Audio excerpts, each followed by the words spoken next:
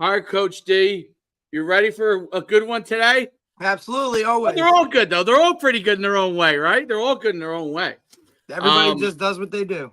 That's it. We have a great guest on, Coach Justin Kavanaugh, and I've known him for a long time. I think we're talking going back to like maybe 2007, 2006 time frame. We first started running camps. He played football at UNC, North Carolina, was a linebacker. That's just a little bit of background from his playing standpoint, but legendary trainer in the space of speed, quickness, and agility, and we kind of came up together a little bit during that time period. He has a facility still to this day where he's trained. He trained a lot of my pro guys, but he's really, he wrote a book a couple of years ago, Man Up, talking about, the things that kind of we need to do as leaders to really help people get to the next level, help ourselves. And he's really parlayed that into just coaching and mentoring people, not in the way that we think about coaching just as, on the football field, but coaching them in life, mentoring them and mentoring young people, and not just young people, but business owners and people looking to get to the next level. So without further ado, let's bring on Coach Cav. What's up, Justin? What's going on, man? It's been a minute. Yeah, it's been a minute, man. I miss you. I tell you that. Hey, I still remember day one, man. It's crazy. It's crazy to think about. So it's a lot of fun. Goodness. It's great to have you on, and for multiple reasons. Obviously, you're a fantastic athlete yourself. You coached so many guys. Like you coached my guys, the Edmond brothers, and when getting ready for the draft, and but you've coached a multitude. That's just the tip of the iceberg. From a speed, quickness, agility standpoint, you were a coach on the field. And now you're coaching people, right? And really helping them and business owners. Why don't you give everybody, because it's been a few years, right? Your whole background, and we could roll from there. Yeah, man. So I'm super excited. Obviously, just kind of going back, it tells a little history of like who we are, what we did. So I actually, born and raised in Miami. Mom's a teacher, dad's a firefighter. I grew up in a lot of fun area, right? So I called it fun. My parents called it trouble. And that kind of put me in an environment where it's like, hey, they need to put me in a better space. I learned at an early age that environment, always wins. So, wherever they put you, you're going to learn to either, sink or swim within that dynamic. And my parents wanted to put me in an environment that was, better than kind of where we were. So, I went to Day Christian High School. And I actually, now I'm excited to talk about this because I just went down there about a month ago. They tore up the entire field. There's no football field there. There's no track there. Used to be one of the number one facilities in the state. They won't have a record to like any sort of athlete that's there prior to like 2008. Like it's like the school didn't exist, which is criminal, right? Yeah, they wiped the whole thing out, and it's nuts because like I remember, back in these are the glory days with Dave and NUC when he would go down. I think you started one of the first camps you did down there, and then you would stay on the beach, and he used to do like nice steak dinners, and then he basically had all these like college kids working for him, which basically meant that we would get like a little like lunchbox, little Lunchables, $1.50s, and then so you're telling me that's not what NIL is offering now? Yeah, the stipends were a little different back in the day. I will say that, So when he would work the camps, when Coach Schuman was there evaluating talent, he would. That was back when he had his old track suit and whistle. That's it. All fired up, doing his warm up, right? Yeah. Let's go start. Like he was freaking clapping, like he had a, like. Yeah, he was out there, like, hey, let's go. Hey, people need to know that he used to be able to come downhill too. So I'll that's right. Props. He used to come downhill and bring it. But those were like the good old days. So that's kind of where I'm from. I think it is a lot of fun to talk about today. I would say your athletic career. My career, I had a lot of success. I was a 5-sport athlete. I was an All-American. And I'm comfortable saying that I had a lot of success because for many years I used to tell people, that, my career was cut short and all these excuses. Look, the reality is like, if I could have made it, I would have made it. My body didn't have what I thought it had in me. My brain was better, and my instincts were better than what I could actually, finish through. I did get hurt, ended my career. So, what I thought was going to be a lifetime of sports, that I was going to make millions of dollars and then come back and be Iron Man and a philanthropist giving back to the sport, turned back into me falling through a roof 25 feet, breaking my back and not being able to walk. And then kind of through that, like learning lessons of like getting myself out of there, that was kind of like God's fast tracking me into coaching. Yeah. Right. And, so that's kind of what happened with me. So my career was basically a cup of coffee. But one of the things that I learned is, I was able to take all 5 of my visits in the recruiting process coming out of high school, because my dad was like, look, we don't take vacations. Like, our family wasn't one that we were able to have paid vacations. That's what this was. I knew where I wanted to go. Actually, I wanted to go, and I signed with the United States Naval Academy coming out of high school. That's nice. Where I wanted to go. I think like growing up, my dream schools were UNC, Miami, and Notre Dame, right? Notre Dame, like Rudy. Miami, I grew up in that space. So like you got... Yeah, you grew up in a great time period of Miami Ricky Love football, was our quarterback, and he was the ball boy. And I used to go to UM all the time. So I knew everybody there. Like, it was nuts, So UM knew me since I was a puppy, so they didn't recruit me. Notre Dame didn't, even take a sniff at me. I had a family legacy that was kind of like in the Naval Academy. That's where I wanted to go. And then when I found out, like day of that baccalaureate, that I didn't get in, I failed my Domberg because I had a knee surgery. And back then they didn't let athletes in unless you were like completely, with virgin skin, nothing touched you. And I got beat up. So, I remember kind of going through the process, and Chuck Amato recruited me pretty heavily when he was at NC State. He was actually at Florida State. And then I loved him because he had like this raspy voice, and then he had, he was a little different. He was, he had the glasses, he had the shoes, He just had that different look of, now it's not so unconventional, but back then you looked at him and guys were like, wow, this guy really has a different type of appeal. Made a lot of guys want to play for him. Absolutely. So I went up and took a visit to NC State once kind of like all the, everything kind of like failed out. Right. So, and one of the things is my dad said, hey, you're going to go on all these visits. You're not going to burn any bridges. So I went to like Tennessee.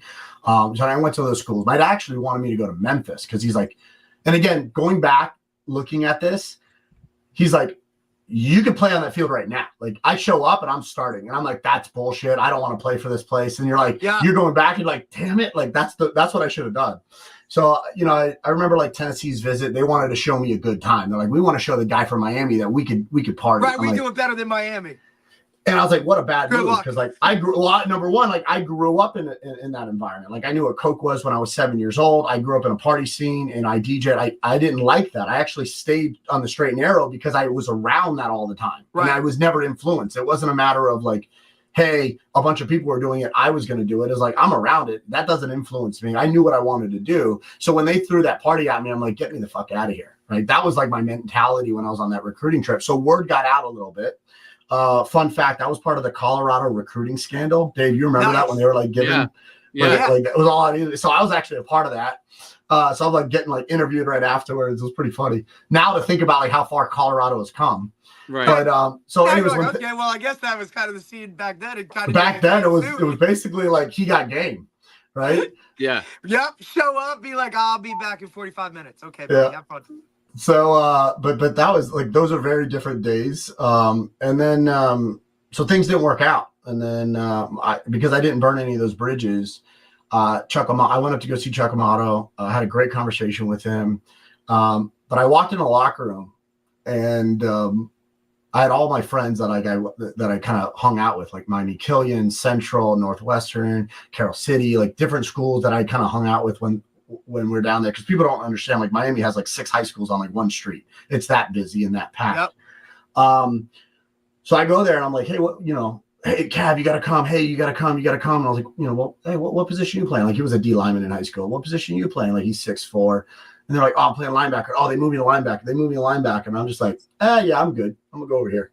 And at some point, like, you have to have a reality check of like who you are and where you fit. And I knew that. And that's kind of why I ended up in an environment where I wanted to play with a bunch of people that were slow, because I'm from Miami and speed was my game. Like, I was going to hit you behind the line of scrimmage. I had great reactions ability, right? And I'm going to hit you hard.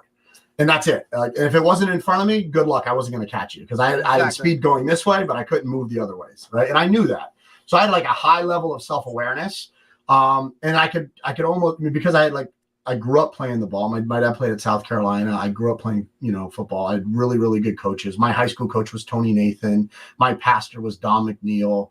I grew up around ball. So, similar to like Dave, where you were like, your dad, people don't even, I think what I would like to even like kind of fire some questions back at you, but like, how much did your dad play a role in you being a coach? Oh, nobody knows your background, but like that's a legendary coach on the track side. Yep. But no one talks about it because it's we're now the old people. I was a young buck, right? But now we're the old people, and it's like we don't even keep those stories alive.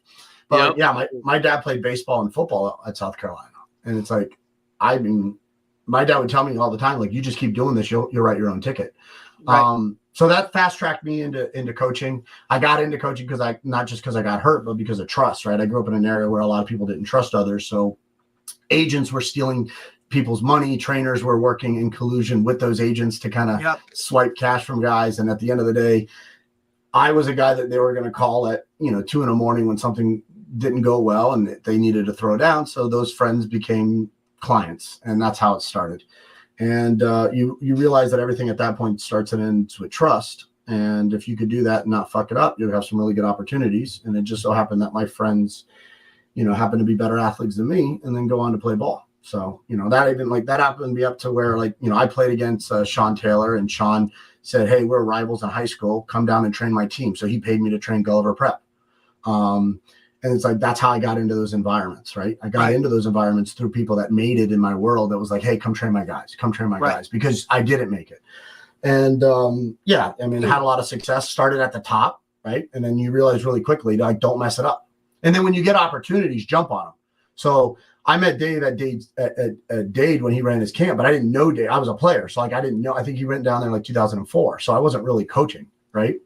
And then I was I think it was like Orlando. You're at a camp, and he was short staff, basically based on how he pays people. So, he shows up, rolls up, and there's no one there coaching, or whatever somebody was coaching, wasn't really doing it. So I jumped in and was like, hey, you need something to, run. And I don't really care. Like, one of the things that I do know is like, I'm not going to coach the way someone else wants me to coach. Like, I'm going to go coach it.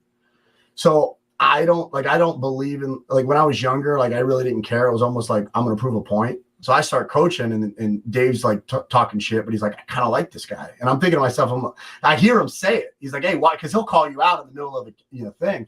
And I'll just be like, you worry about your crap over there. Like, we're going to take care of this. Like, and then also like giving somebody confidence as another coach. Like, if you think about it, he's technically the head coach in that environment because he's got to control everything. But giving the head coach confidence that, like, I got my unit, leave me alone.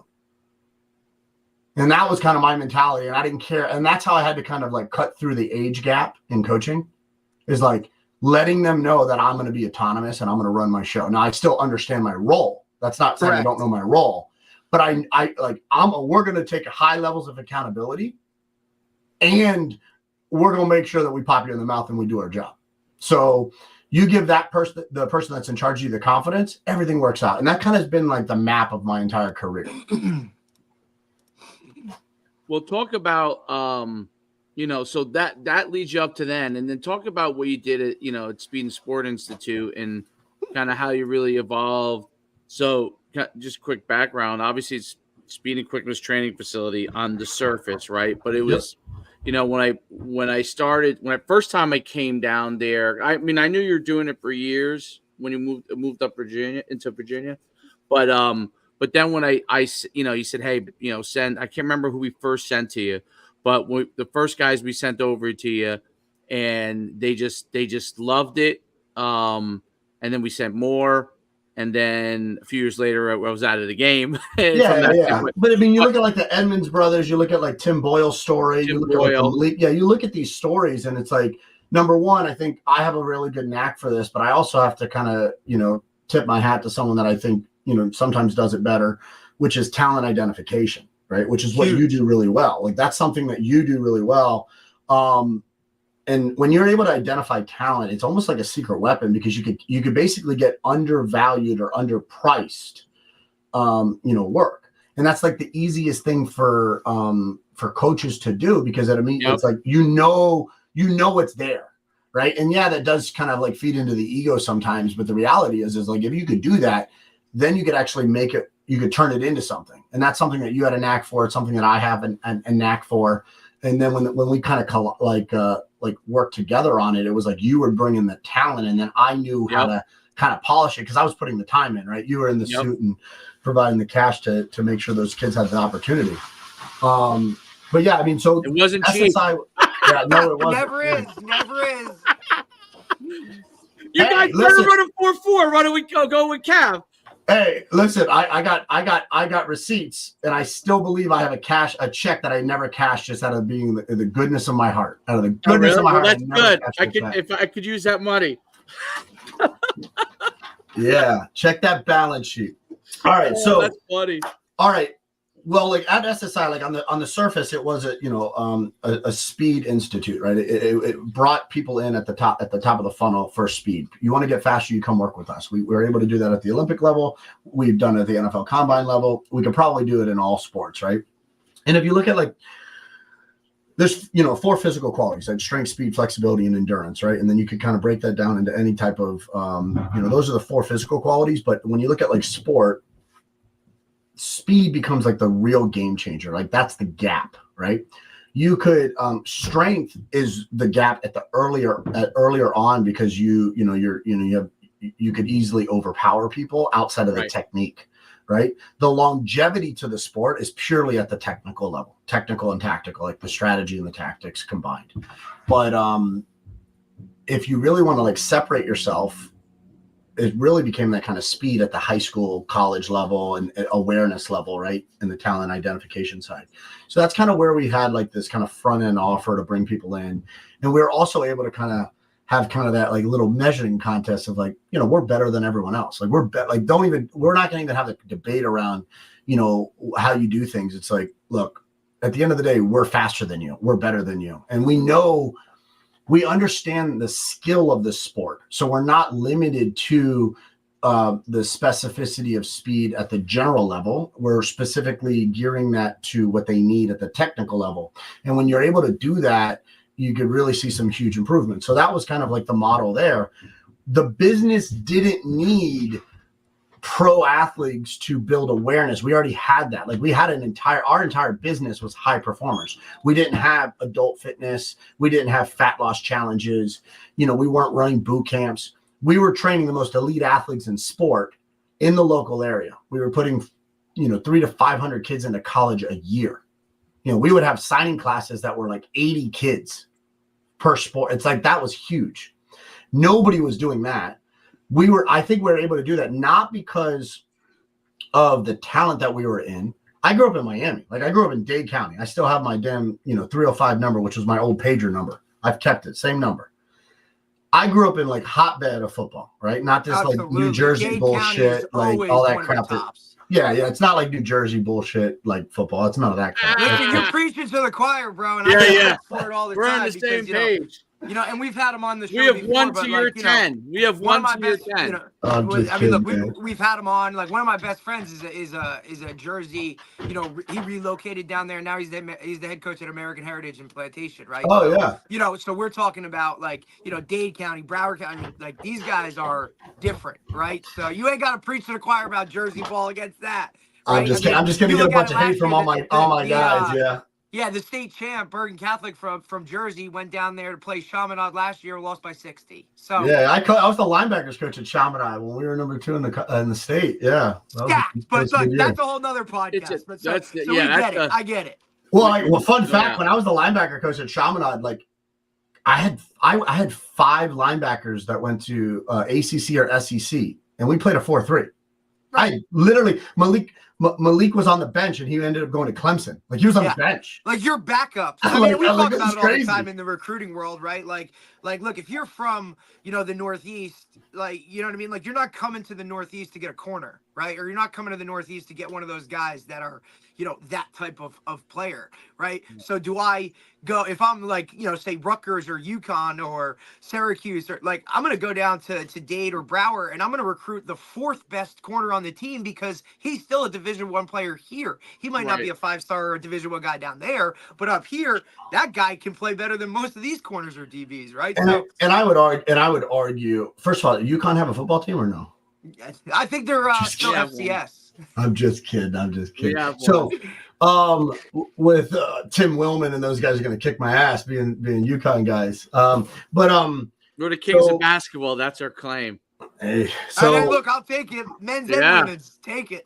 Yeah. So, but if you think about that, one of the reasons why they go down to South Florida is I don't think that they're very well coached. They're not very polished. So if you go to like Northeast, like where I'm in, like in Virginia, you're getting this. You're getting guys that are hard worker. They're trained. They're coached. Blue collar, tough. Like they understand the game of football. I mean, listen, it's literally the conversation that I've had with my buddy. Right? He's like, if you could take the coaching from the Northeast, put it down here with these guys, unstoppable, right? Which is something that it's like, like the and I think that's where add the other stuff to it. Yeah. So and that's where like from a talent identification standpoint, you see those guys and you're like, okay, if I could polish this, I know what I could do. There's opportunity there. So. Correct.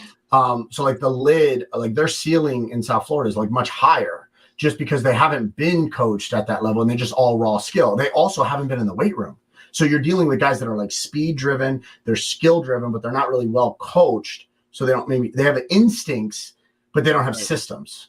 Correct. They have speed, but raw athleticism, but not actually like formal weight room structure strength, right? I had farm boy strength. I didn't lift until I really got to college. And I didn't that's one of the reasons, like, I didn't realize how strong I actually was because I was my dad lifted his entire life. So his body was beat up. So he almost didn't let us lift.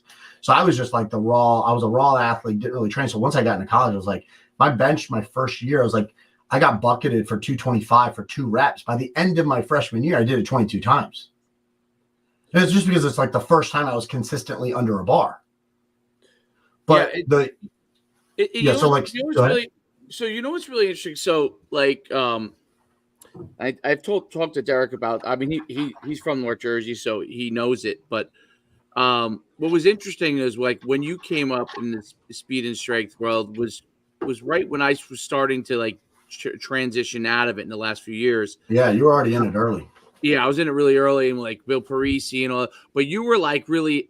Then there was same time Joe DeFranco. Yeah. And the next gen was like Scott Paltos and you. Scott, yeah. Right. Like you guys were like the next gen, and I had guys with Scott, and I had guys with you, and I see similar. I mean, obviously everybody's slightly different, but there was similarities from like a core standpoint of development of speed and strength and the understanding of how important speed was. But you probably see this now, and I don't know how like you work with a lot of high level guys, you go down to Jamaica, you work, you had a guy, I think made the finals, the 100-meter dash Olympics, last Olympics. Then you have the guy who's the world champion, the Special Olympics world champion, right? Paralympic. Paralympic. Nick Mayhew, 100, 200, and then the 4. Yeah, he's doing well. He's got world championships coming up in Kobe now. Jason Rogers from St. Kitts, 100-meter runner, and then Johan Blake's from Jamaica as well. Johan Blake, right? Yeah. So talk about those guys were all like there was a lot of there was a good core of those guys in New Jersey, maybe some in South Florida or that area, out in California in the late 90s, early 2000s. Mm-hmm. And then there was the next generation, like you guys where you guys took it and ran with it. And then after that, though, it started to die, right? Like there aren't that many guys like you around anymore, right? Like Bill Parisi probably just speaks mostly now, is my guess. Tess probably still does some stuff. But plus he's also like, he's franchised his whole kind of gig across the nation, right? Like he kind of took that model. Not saying it's right or wrong, but that was just the way. I mean, look, when I was coming up, Bill Parisi was the guy running our warm-up. He was the guy, yeah. Like he was running our warm-up at camps though, right? He's out there bounding and doing all this stuff. Right. And then as I progress to the point now, and it's like, hey, now he's all buttoned up kind of. I mean, he still gets down with it and like the nitty-gritty, but like that was his evolution. Now he's got a facility here. He's got one here. He's got it there. It's just a different track. Yeah. Talk about how that world, so that the experts in it have lessened, and maybe why you think that is not what it once was, as far as from a learning standpoint, because we see it in New Jersey, like without a lot of those core guys there's only a few guys that you can really trust in that area to develop you. Talk about what the knowledge requirements are that are different that you learned that made you so good versus what you see nowadays in that area. Yeah, I think number one, I think the industry expands and contracts over time. And what I've taught people is like, as long as you stay in it. So even if you're not the best, when you stay in it, when it goes to expand, you're at the top of it. So it expands with you and it compounds and then it contracts. And if you stay in it, you're now at the next layer.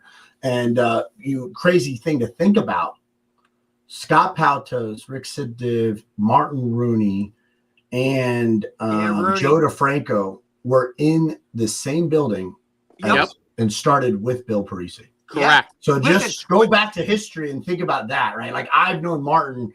We were all like in that building, right? And they each had their own like Bill was the overarching guy, but Rooney had his group, right? Like Rooney did his thing, DeFranco did his, and then it's just, I mean, look, you talk about coaches and coaching trees, right? Same type of thing when it comes to this world, right? Like Bill created a great model, and then these guys took it and ran with it, and it's like they still all communicate today.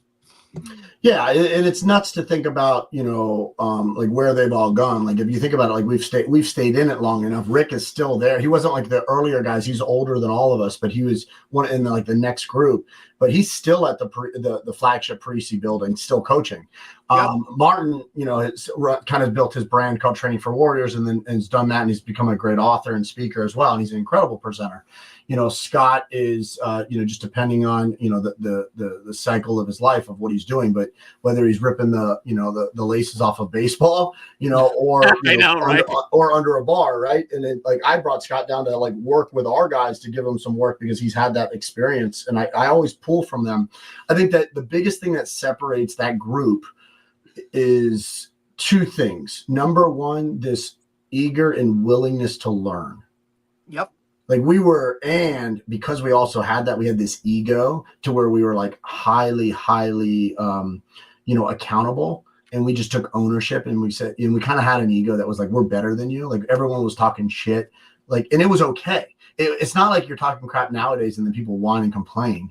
I'm not like trolling you on social media. I'm telling you, like, we're doing this right there. It was almost like a boost, right? Like, hey, of man, course. let's all. Yeah, like you're doing this wrong. Let me show you how to do this, right? Yeah, I mean, there was only a handful of people, that were doing it. And then, like, talking about like early of adopters, right? You look at, Dave, you had a Combine DVD before there was Combine DVDs. That's true. Joe's Combine DVD was on a VHS, right? And it's just, I think it's different. I will also say, like, nowadays you need one player to open up a facility. That's the so you need like one name and then you're good to go. I mean, I would always like go like, man, that's weird. Like this session had 15 NFL guys in this session. Right. Like, that's what we're doing on a day. And that's somebody's entire career. So a lot of it was like volume, right? I think, Dave, if you've ever calculated how many guys you've evaluated just at the combine level, right? So you think about that number. Like I remember, like I worked with Nike when we did the Spark Challenges and the combines and all of that stuff. We got paid by way of documentation before and after. So like we had to have results. So our audit, in order to like submit anything, was attached to a number. So we had to learn how to keep track of athletes. And I remember, like, by the time 2008 or 9 came around, I had 50,000 guys that I had like tracked. Like when you just think about that number, it's absurd. But we had to literally on an Excel spreadsheet, and it was tracked. And nowadays, like, that was 20 years ago. So yeah, and there's no Spark. Like it's so interesting because I remember when Spark came out. Yeah. And then they killed it, right? They basically sold it off or killed it or whatever. I thought that was all part of the revolution. And then obviously our combines were huge during that time period. That was all part of like the revolution of like speed development. And me and Derek were just talking about this the other day. Well, what's happened, and I don't know if there's a transition into college talk, because I definitely want to talk to you about it because I want to get all your insights on this. But today, because they want to play 7-on-7, and we run a 7-on-7 club, right? And they want to play 7-on-7. Linemen have less things to go to as a whole. people don't go to combines like our combine business, which was obviously once the bread and butter of everything we did. I mean, it's just about gone, right? Because kids do not want to be exposed. Correct. Whereas back then, they needed it. Here's the thing: is like we would set it up. Like one of the things that I think people don't realize is, Dave, myself, Tony, like guys in the beginning, we protected players if they got screwed, if they had a bad day. Now they're basically exposing them. Like our mentality was like, you come to the camp, we're going to give you an evaluation. If you shit the bed, like no one knows about it. If you right. Because the only people that know are the people that were like here. Exactly. Right? So we and now they post guys. Everything. They post. Yeah. I used to say like, we used to tell them, hey, listen, if you don't want to post it, just tell us on the way out. Or just shoot us a quick email. And to this day, like I won't, like people are like, why don't you post the results? I'm like, I'm not going to post the kids' results unless you really want me to post the results. You tell me to post it, I'll post it. I'm glad to post it. But like, I don't want you going there and getting locked on. Like I'll send this out to the coaches, you know what I mean? But I don't want you to get locked on to, I ran a 4.7, 2 years ago. Right. And so, that was the thing that you're right. And that was part of, I had this beef with, and I obviously as a track guy, I think the only timing that really matters is FAT. Okay. Yeah. You're like 100 meter. Let's go. Yeah. 100 meter. Let's go. If you want to time, were you running 100 meters or like 100 yards? I didn't know back then. Were you like, what age grade? Like what did it convert over? Yeah. Just checking. And you're not that far behind. So I know you're in your 40s. So easy. But, get him in when you can, bro. And you got a little guy around my age. Wait, no, how old's your little guy? He's going to be 7 next in a week. Dave, right there. Okay, so mine's 1 year older. Yeah, so that's awesome. That's right, because I remember it was all around that same time period. But yes, I'm old. I'm old. I'm grandpa dad. So but what's interesting about is FAT, right? Which obviously because you work with track, as you know. That's really the gun to the electronic timing is really the true time. You're getting a picture, man. It's like there, boom. So now they have the systems that are quote unquote better, like laser timing. But I can tell you insights to NFL combine systems. Like that's easy. I could go back. We could go all day. Listen, let me cut the chase right here. Let me just throw it. Look, I've been in the NFL combine business for too freaking long. All right, about a good 8-9 years ago, it became the ratings plummeted. And then you had shoe companies that sponsored, and you guys could go back and fact check me. Shoe companies sponsored the combine and they had to pay for it so they would actually run it. It's actually not ran and managed by the NFL. A lot of people don't understand some of these dynamics. Yes, it's all curated and they are in charge, like at the end of the day, but it's a ratings thing. And in that window, right, during that window, it needed to be marketed. So you're not really getting really good marketing numbers if people are running shit times. So there was a single year where you could go back and look and you could video analysis a test and you could see a kid that runs a 4.5 and you look at it and it's on a video, it's like a 4.8. And then you wonder why he like had a great combine or he dropped in the draft, right?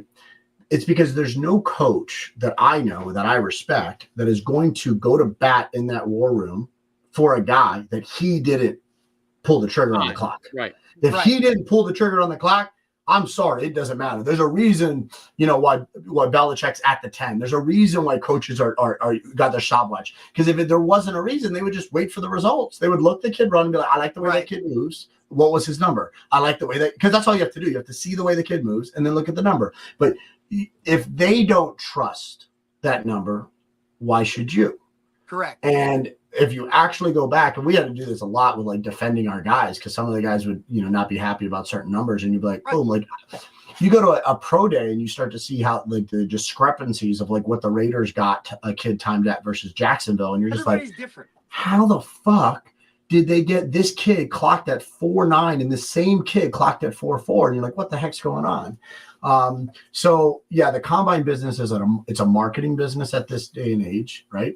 So you have to be very tactful to do it. You have to understand, like if you're an agent, you have to be talking to teams and director of, you gotta talk to people that really know what they're doing. You need to not be a salesman.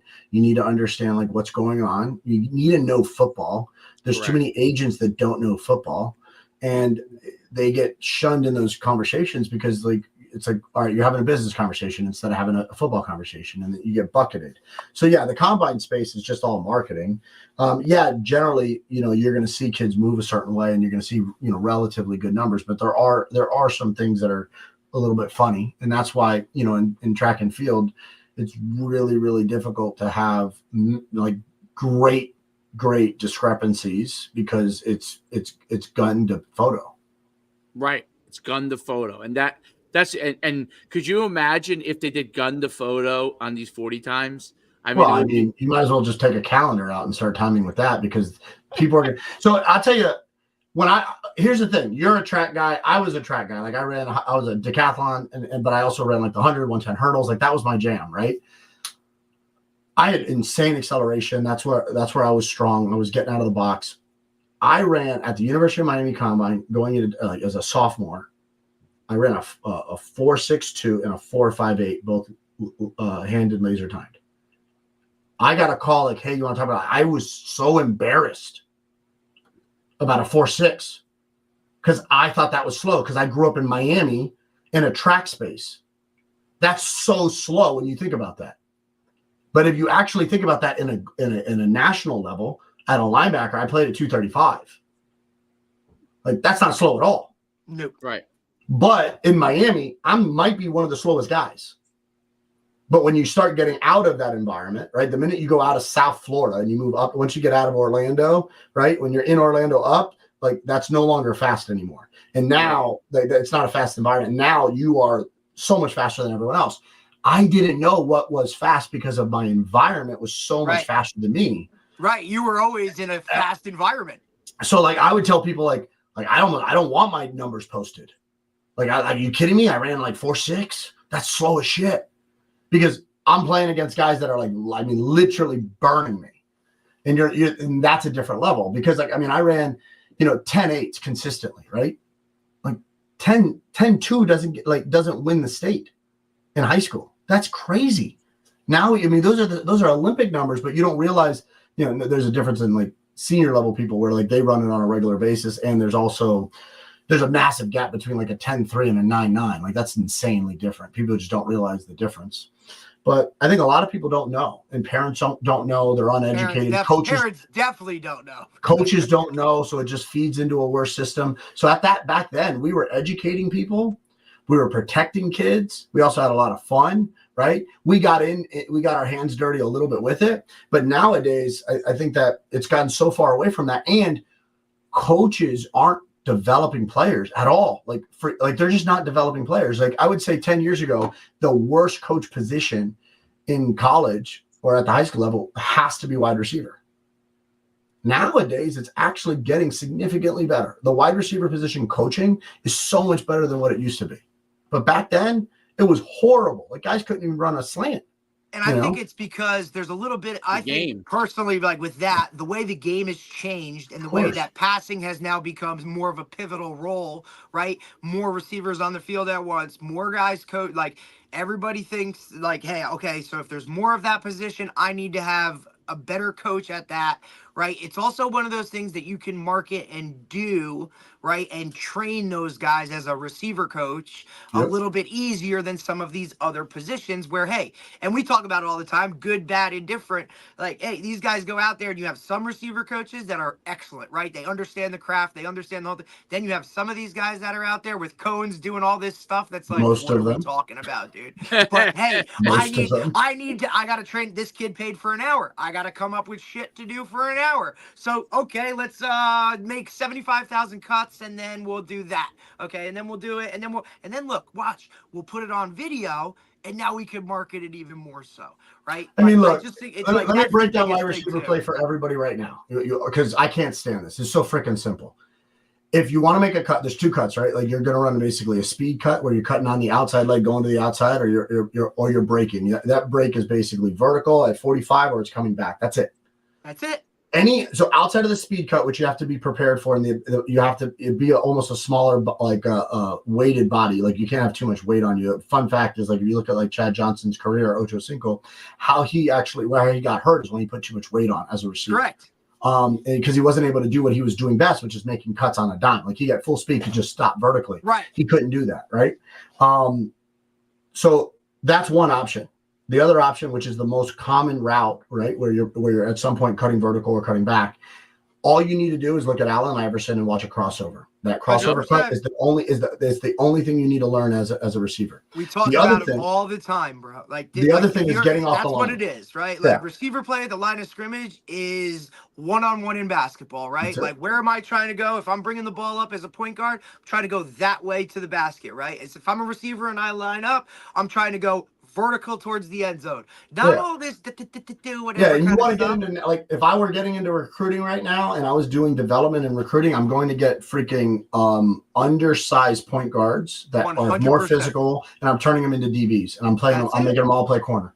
And nobody wants to play defense. How many times we talk about it, Dave? We go to combine showcases now. We have 45 receivers and we have 4 DBs because nobody wants to be exposed. Right. And what they also don't understand is, and we go back and forth with it all the time. It's like everybody wants to score touchdowns and do all this kind of stuff, but it's like there's only one football. How many targets are you really going to get a game? Whereas you go play DB, you're probably on the field for 3 snaps every series, right? It's like, it's just these little things that everybody just wants to be in the limelight, and everybody forgets there's only one football. Well, look, and the NFL portrays that a little bit too. And I'll let you, because if you look at the draft. Look at the contracts. It's simple. Look at the contracts. Guys getting ridiculous contracts. Players went in the front end of the draft. I think it was the first. I think the first defensive guy was picked somewhere around like 14, 15. It's crazy. Right. So they're basically saying that like they're putting their hands up as far as trying to get the right guy in to cover people, and they're saying these guys are almost all the same. They can't cover anybody. And all I need to do is get a guy who can get open on routes, a guy who can deliver the ball, and then the tackle who can block the guy trying to rush to quarterback who's trying to get rid of the ball. Right? That's all they're doing. If I'm a coach and I'm in charge, and again, it's from a philosophy standpoint, I'm really making sure that I have one lockdown corner. I want a career left tackle, and I want a Hall of Fame quarterback. If I have those 3 players, the rest of it is just working. Here's the reason why those are the only 3 players that I think matter. And everybody's got to understand their role. Like not everybody is going to be that dude all the time. It's football. Yeah, but if I have those 3 guys, you actually could play schemes, because if you have a man corner that could do his job, you could do a lot of stuff. All good. Like that side, leave that side alone. I can do everything now. And then you have to understand that as a guy that is that corner, when he gets older and he's no longer that guy, you have to give him a little bit of protection, and that's where I think coordinators get their egos and they lose a little bit. But if you have that, you have your Trent Williams, and then you have a quarterback. Right. The rest of that is basically just protecting your assets, right? So if you have a corner, you're protecting your assets as a D coordinator, because you can move things around based upon injuries and schemes and what you have.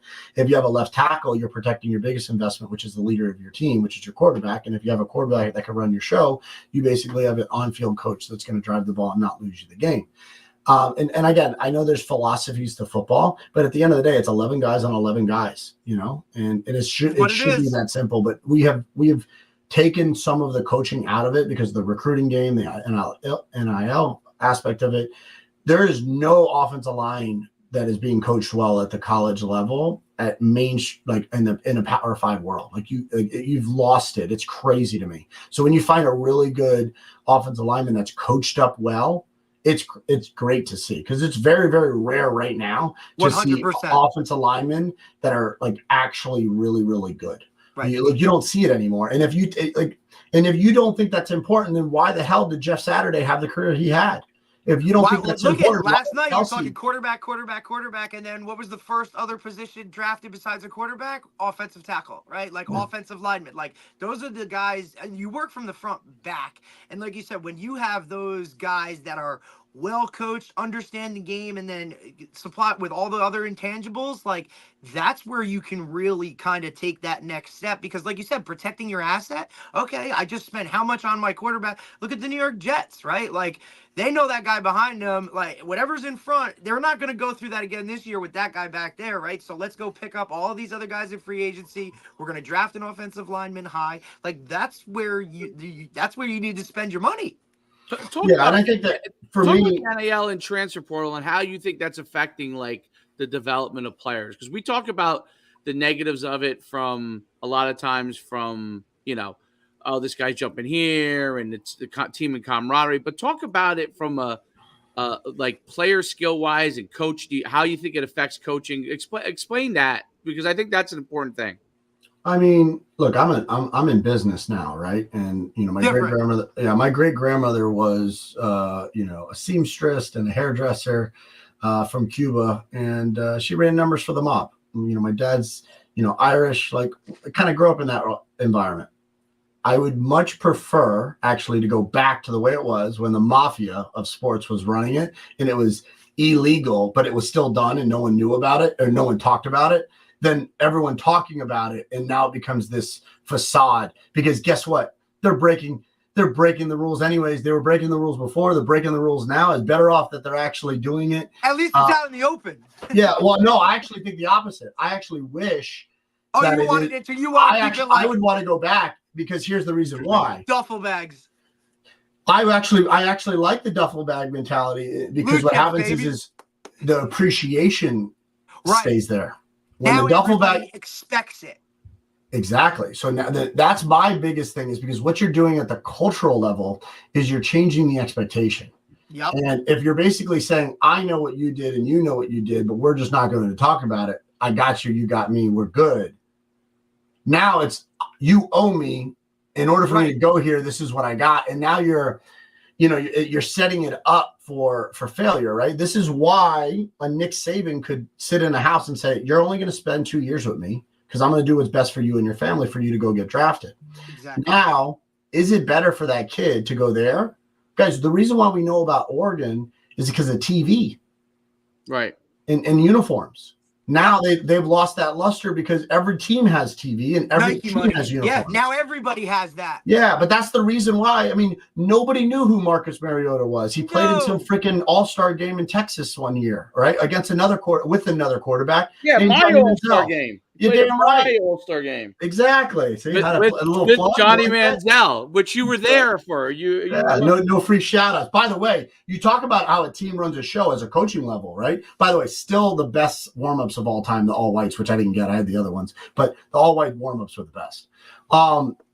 You look at the way that Texas team as coaching staff ran it versus kind of the other side of the fence. Oh, yeah, Coach Dykes, yeah. So different, right? And it's like, that's the system. So systems really, could recruit players. Systems could mold players. Now money's the thing that's recruiting players, potential options recruiting players. I think NIL personally, I don't think it's that good for the sport. It was going on before. I think that they've tried to do it right. I think that I would prefer NIL over the transfer portal. If I had to pick one, I would choose NIL. I think the transfer portal is horrible. And it's just because, look, I mean, I remember picking up, a coach that was with Urban Meyer, and he had literally a 3-ring binder of just SIM cards that he would have to just run through. I got a SIM card. This is gone. He got a SIM card. That one's gone. Like, that's back in the day. That's what they did because they had a limited amount of how many texts that they were allowed to send to players. Yep. That's the way it was, and that's so I don't really like it, but it's also like you got to learn the rules of the game. And Correct. If you're I think people that are going to bitch about it are going to get their butts kicked. So I think at some point you have to just be like, hey, I know the rules of engagement. This is the way it's going to work, and that's the rules in which I have to play. They all had the right mind. Like they all thought it was going to be like, all right, some of this guy will go here and he'll sign some autographs and he'll this. No and that. chance. Like, come on, man. Now we're talking about like your third string guard saying, hey, I need 100,000 or I'm leaving. Like, I'll use this great analogy. This is the truth of it too, and you're dead on right on this, Derek. Dead on. Okay, when I was an NFL agent, the thing that used to drive me nuts when guys who they were in training, hadn't even got picked up, most likely were not going to get picked up, were asking to do appearances. And I'm like, you're like, no one's going to come, dude. Like, no one's going to come. For what? I set up at a bar. No one's coming to get you to sign anything. What are we talking about? You know, I don't care how many IG followers you got. I don't care, like, you know what I'm saying? Like this now, that stuff has changed. But the NFL had a nice pecking order on that. Some of these guys, some of these guys are all parameter smoke and nothing there, right? Like some of these guys are really good at, like, they're either good at it themselves, media and marketing, or they've surrounded themselves with a good team, media, marketing. That now you're creating like a smoke and mirrors type of effect. It's like, all right, well, this guy must be good because he's got this, he's showing that, like, right? Like all of his social media leans one way. It's like, dude, this guy can't even run. I look at it like this, though. Like, okay, so there's two things. Because of your playing ability, you're getting NIL, right? Like you're talking about the other thing, which could happen, is the media side. You become a media star like the gymnast from LSU. Okay. Mm-hmm. And a lot of the female athletes, it's not just their ability, but also the media side. That other side of it, right? Like they have to use that, to be honest. I mean, right? Like it's kind of like they need a little bit of this, a little bit of that, because they don't get. No, I mean, like we can't be in denial. Like we understand that, like image sells, right? Like if you're good looking, you're going to have an advantage, right? What gets clicked on? I just think that you are running into. It's just a slippery slope, right? We've already gone so far off of it that it's just you've lost it, right? And then at that level, you have like even to rein this whole thing back now. You know what I mean? Like right, like that game's gone. Now it's just a matter of like mitigating risk. Because at that point, right? I think right now we're just at risk mitigation. We're not actually going to change much. It's just like, okay, we effed up. The system screwed up. We're not going to be able to fix it. Right. How do we actually protect ourselves so it doesn't become a big problem? Because you're going to run into some massive issues eventually. And it's already there. Issues. Employment. You're going to run into massive employment issues. What constitutes an employee of the university? If I'm making, let's not even talk football. Let's talk Caitlin Clark of Iowa. Sure. She made $3 million in her career at Iowa. Okay. Right. Way more than her freaking WNBA contract. Right. All right, well, let me interrupt you real quick. If that's the case with what you're about to say, if what makes her an employee, now the head coach of that team has to get paid more than her. Now, hold on, it gets even better. Because of the state law, correct, where they live, the state law, like if that was in Kansas, which I don't know Illinois, but if that's in Kansas, the athletic director has to get paid more than the coach. Yeah, they're not allowed. Talking perimeters, and that's before you even get into taxes or any of that. The AD and the president of the university needs to have a hierarchy financially based upon their state law.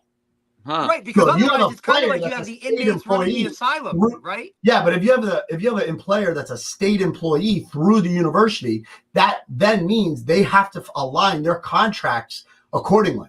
Well, right. Well, so right now, according to NIL, obviously she's not an employee. She made that money. But the bottom line is eventually there's going to be an issue where, and this is going to it's probably happening already, but I get an NIL deal, okay, from somebody. Somebody breaks that contract one way, shape, or form. What my restitution is almost zero, right? Because if it's like some outside organization, it's going to be very difficult restitution-wise. Lawyer goes and says, screw this. Right. He plays for the University of X. Mm-hmm. And you know what? The only reason he's getting that, was supposed to get this money, or he or she, whoever the lawyer, is because of the University of X. And University of X better fork that money over. And he technically is an employee of the University of X because he goes to school and they'll say, oh, his scholarship, blah, blah. Then they'll go back and forth. And eventually what's going to happen, you're going to find a state that is going to find that is an employee. Okay. There's 50 states in the union.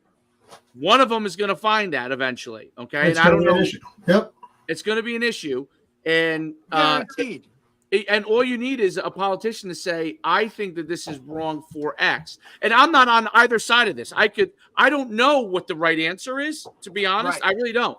So I'm not on either side of it. But I'm just thinking from a liability standpoint, how crazy is the liability financially on a university because of a collective which is not representing the university, but is representing the university. Right. There's been so much gray area.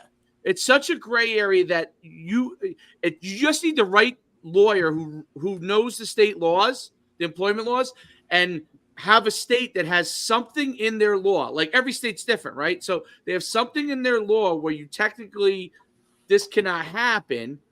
Boom, that's the window of opportunity, blows the whole thing up. And now it becomes employees, which I think is not a bad thing. I think being employees would regulate it somewhat, even though I'm not, I'm kind of more on the side of a capitalist, meaning like it shouldn't have to be that way. But I do see both sides. There's one of these issues that I see both sides of the situation, and there's no exact resolution of it.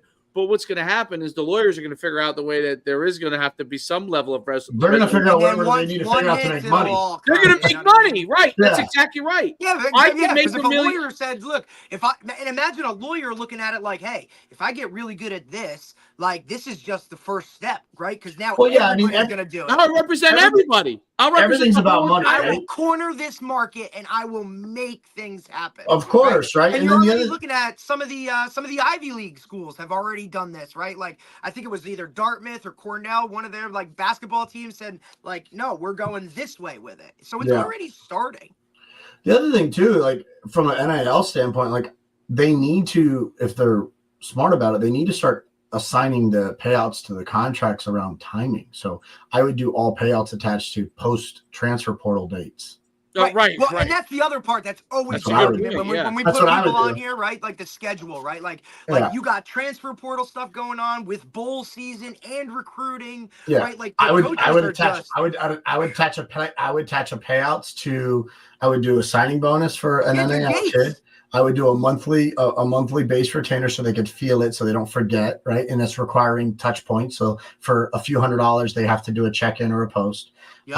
And that's how their contract should be written. I would attach their bigger payouts to their signing bonus agreement or whatever that is. Absolutely. To post-transfer date, post-portal date closures. And then I would attach their bigger dates to post-bowl game appearances. Yep. To hold them accountable to participate. I'm creating again. How do you fix this? And they won't sign it. I wouldn't sign it. So like you got it from the player side. I'm not signing that. All right, well, somewhere else. You got $50,000 gig. Yeah, right, but you're gonna find something that will. Be like, sorry, if you're that good. If you're that good, the second tier.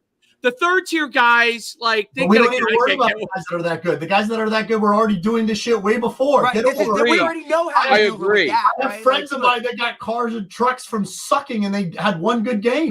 You're like, come on, dude. Like Reggie Bush just got his Heisman back. We've been doing this for a while. Like, this is not new.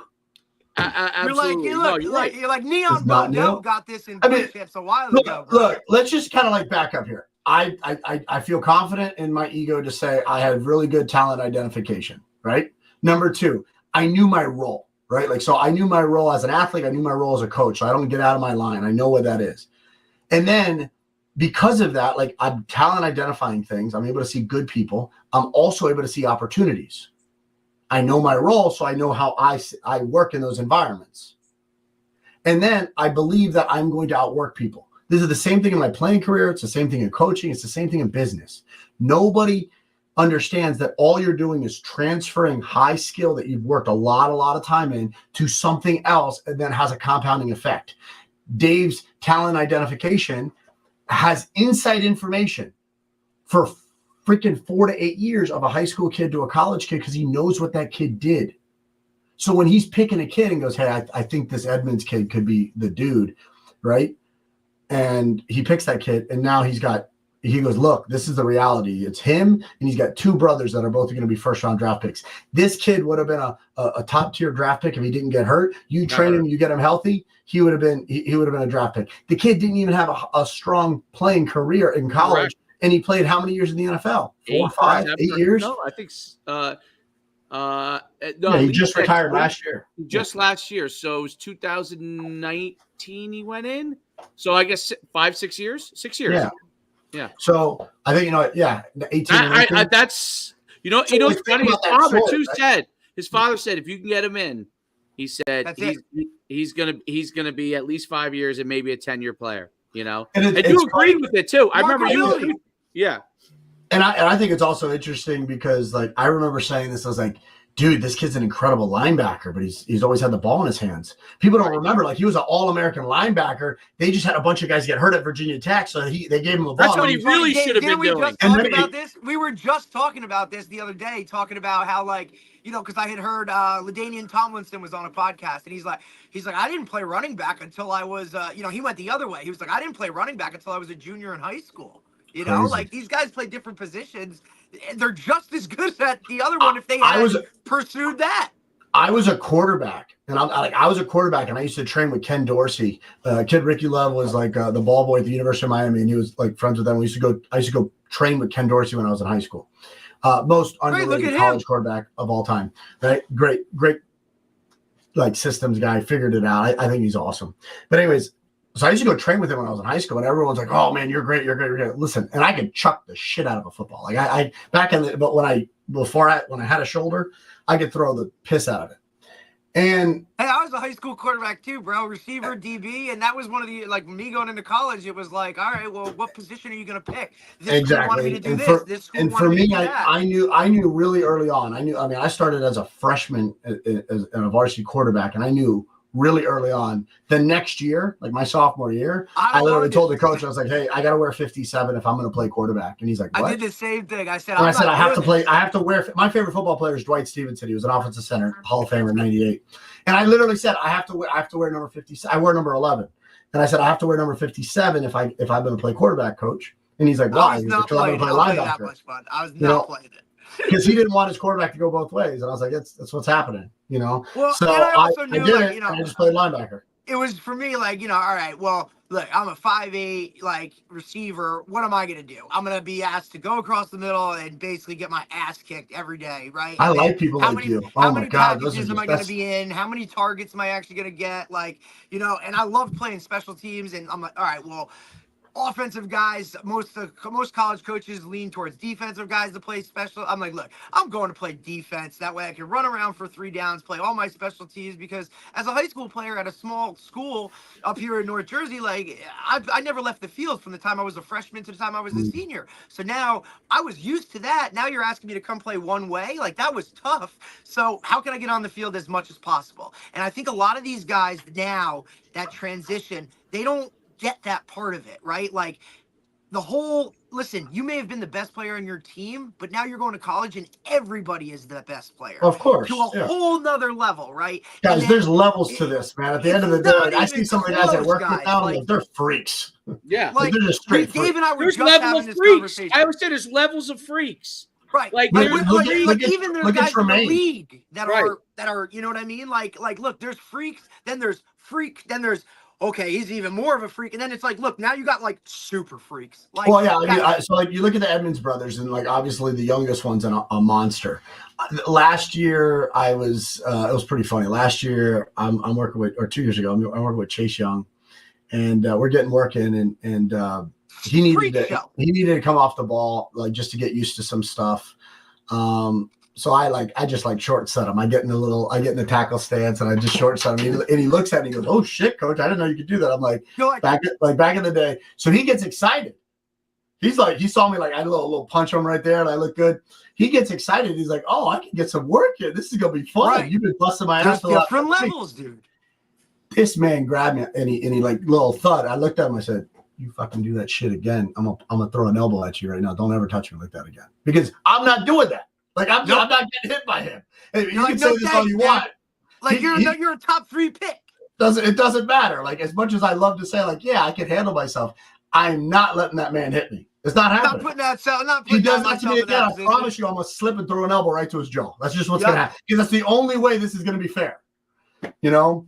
Yeah, no, it's there's definitely. We just had to, Dave. Who are we talking about? LeVar Arrington, right? Oh, monster. Yeah. I would say Penn State.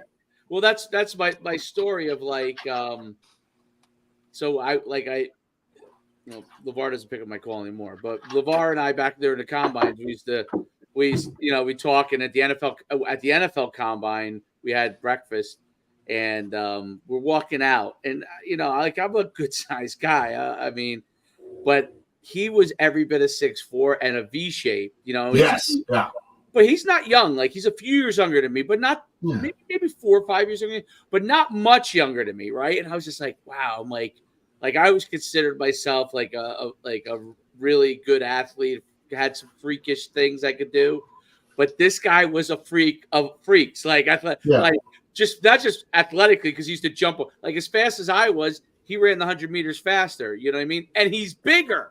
Like So those guys that came off the board last night are on a different level, right? Well, like when you we look at evaluate the talent, LeVar, Dave, like coached the camps with us. He coached at my camp, coached the camps with us. Sometimes you get in there, and I would watch him coach, and I'd look at him. By the way, you can't tell LeVar anything, right? And I looked up to him, so I wanted to like admire him. But I look at him like, what the hell are you teaching? He's like, you got to do this. You got to do that. I said, you don't understand. No one could do that. I played the same fucking position. Your arms are a foot and a half longer. You're the only one that could do that. Right. And a good friend of mine. They have a play named after him, the LeVar Leap. I mean, he used to jump over the top and tackle people. But he used to teach drills, and I'll be like, LeVar, nobody could do that. Your arms are 6 inches longer. Yeah. You know? Yeah. I mean, it's like when you get the it's like when you get like, you know, like say even when you get like a high school coach to come down and coach the youth kids, right? And it's like they can't do that stuff yet. Like, or you know what I mean? Like it's just a different it's kind of just like too, to be honest, like one of the other things that my buddy at American Heritage just said, he goes, look, just because you played in the NFL doesn't mean you can coach at a high level. No. Most of those guys to him are just, you know, look, they understood their role. They were really freaking good at whatever, but like to teach it, to coach it, it takes a totally different type of person. Not everybody's, you know, you got to be empathetic. You got to be empathetic to the fact that a person, you have to be able to develop those certain things that they may not be able to do what you could do. So you have to think about it as what can they do and how do I get them to be able to develop that maybe they could do X, right? Right. And that's the hardest thing. Like when you're a great player, like even that was my hardest thing from when I mean, how many times do we talk about high school corners? Like, you know, how do we talk about high school corners being able to cut? Like they don't really know how to play corner, but they've always gotten away with it because they're just so fast, right? Or they're just so athletic. Yeah. I mean, like at the high school level, if you could teach kids to move their hands and feet and not play with their body and just go 100% effort all the time, you're probably going to win games. Yeah, if you could just teach the kid, well, you're also going to set them up for success because you're teaching them to move like hands and feet. Right. When, you know, I mean, I probably didn't even have to use my arms 90% of the time in high school because I'm going to just put my head through your chest. I'm going to knock you out. Like, that's what I was able to do until you find a guy at the college level that they just bounce off of you. Right? It's like, he can do that too. Okay. I mean, for me, playing on the inside, like because of my speed, they wanted to move me outside and back to playing safety, and I'm like, and you probably would have been an outside guy if you had played in defenses now. Yeah, nowadays, but like for me, I'm like, wait a second, like I don't feel comfortable in this much space, right? So, but if I'm on the inside, I'm getting down blocked by a 6'5", like a 6'4", 6'5", 330 tackle. I don't have the leverage that they're teaching basically to lift and rip around. I got to beat them to the hole, right? Yep. But which is where this starts to come in too. Yeah. So, but if I have instincts and I hit a hole like a running back should hit it, right? I'm actually breaking those guys there. Yeah. But I'm breaking scheme, so that doesn't work well for a coach. Well, so a coach doesn't like that. I had a kid, and Derek knows because he was from that era. I had this kid's name was Anthony Pomo. He ran track at UConn. He was 5'9", 140 pounds. He was a quarterback for us, actually. He was lightning. But when he used to play corner, it was funny because, we used to teach him the back pedal and stuff. Anthony would stand there, and we played when I first started coaching, it was a small school. Derek played at a small school too, so did I. And it was a small school, and he was definitely more athletic than probably everybody he played against, other than maybe the kids from Paris and Catholic. But he was definitely even faster than them. He was state 100-meter champ. So he was lightning. He was lightning, and he was just a great athlete. But he said to me, he goes, I can cover these guys without backpedaling. Right, like I don't have to do that. And he said, can I turn, like you see a lot of guys in college now are turned, their back is to the sidelines because they want to see. He said, can I just look inside to see run and pass? Because and not play like square or anything like and you see a lot of the faster guys now turn completely my back to the sidelines because if I could see really clearly if it's run and pass, I'm fast enough that if I make a mistake, I can recover. Yeah, I got makeup speed. They might throw it and I'll pick it, which used to happen. He used to do crazy shit. Like shit that and I was a DB coach at the time, shit that I'd be like, No, none of you should. You guys are all good athletes. None of you. Yeah, should, but nobody. You're do not doing look that, over dude. there. Like, what he's doing. Special. That's okay. He's going to get away with it. Okay, you do that. That's 6 you're points. not. Yeah, that's 6 points. But it's interesting because that's how I do. That was the first time I saw. I say, okay, that's how a great athlete could and there are guys much better than him, right? Could go through his career and be such a good athlete without having to really hone in on certain things, right? And then when they have to teach it to others, that's how a pro player could have a hard time teaching, because I used to do this and this and this. And those 5 guys over there, they're good athletes, but they can't do any of it, Yep. and then they can't understand it. So the guys who have empathy, and I want you to expand this, because this goes into what you're doing now with businesses and individuals, right?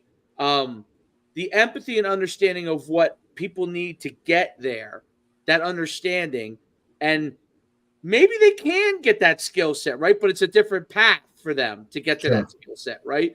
There are kids or our athletes, and same thing in business, right? I may not be a genius, okay? How does a person that's not as smart as Elon Musk become successful? Well, there's loads of them, right? Like I always say, like, listen, some of the wealthiest people I know, like, own construction companies, and they're builders, right? They're not geniuses. Yeah, one of my mentors is a plumber. Right. They figured out in their niche what they did well, and then they leverage it. Talk about what individuals, and obviously you work with businesses too, but obviously it still comes down to individuals. What are the things that people have to do and understand in order to become successful?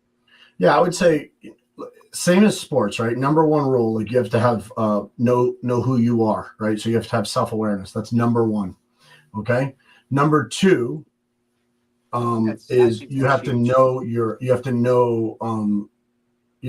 you are, and then number two, you have to know your role. Okay. So if you understand your skill sets and your abilities, it would be you're going to have a lot of success, understanding like where you fit within that environment.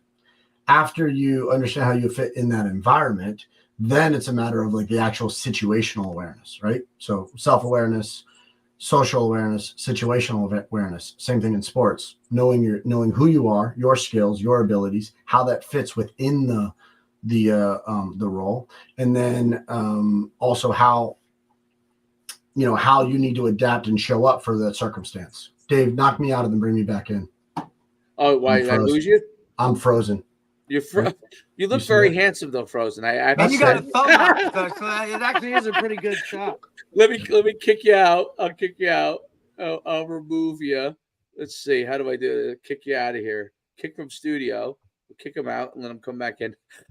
Derek, by the way, that's the funniest thing ever that when it happens. But there's still nothing funnier than when it happened to even though I felt bad for him.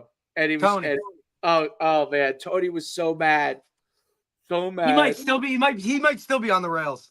He might be on the rails about that, you think? I think it bothers him more than it bothered us. And you know what's funny? The person who thought it was funny, but he did want to laugh, because you just know how I know Nippius wanted to just start chuckling, because he would make it up. Tony's back. I just know, like, he said to me, you got we do have to have a podcast for Tony, getting Tony back. Because he'd go, right? He would go once a week if we wanted to. I listen. Tony could be like his own. Like, I guarantee you, if we put it out there, like, hey, you want to have like a weekly spot to come in and talk, like, I mean, because he'll just talk. I mean, listen, he's been around for God knows how long, right? Like, all of that kind of stuff. He is all in. He's got his book and all that. I mean, just his book alone, that's 400 something pages on option football is incredible. What does that book go? I have to get that. It's not on Amazon, right? It's like on. No, it's like you got to go through a specific website. I think it's First Down Publishing. Like, because I even looked at it and was like, oh, maybe I can just like take this and send it to Dave, right? Like, or whatever. Right. It doesn't allow you to do that because, like, because he has that interactive part of it where it's kind of, like he goes from picture of the play to explanation of the play to video of the play. Like, it's interactive. It's almost like you have to, like, I don't know even how you would share it or do whatever with it. Now I'm trying to. I see Justin back here now, but I don't see video. So oh boy! I don't know if I have. If you want, oh, Oh, we're almost there. We're almost there. Oh, he's talking. Is he talking? I guess I can bring him to the stage. Oh, there he is. There he is. You're back. Let's fucking go. Welcome Let's back. go. Let's go. Let's ask this question again. So we talked about and you started great tirade. I'd like to thank StreamYard for making it always so difficult for everybody to stay on for full time. I don't know. No free shout outs. Yeah. Yeah. Right. But you started to talk about what it takes to success, and I led into it with to get someone from one point X to Z or A to Z. Everyone has a different path, right? But they can get to maybe an elite level. And we talked about, like I said, my example was a construction worker. That guy owns this construction business. You talked about a plumber that you work with that built a gigantic business. And it's not just about how intelligent they are, but understanding who they are and what leveraging what their intelligence is to get them where they need to be. Talk about things that people really do to become successful. Yeah, I mean, I think number one needs to be they have to have self-awareness. They have to know who they are. Number two is they have to know their role, right? So like you have to know your position within the locker room, right? You don't want to be that guy. And that is social awareness, right? And then the last one is situational awareness, right? And it's like, the wars in which people have, right? You have the war against the world, the war against, others, and then the war against oneself. And if you can master those, then you're going to be successful. But most people, in the process of trying to figure that out, they see themselves or they identify as something that they're actually not.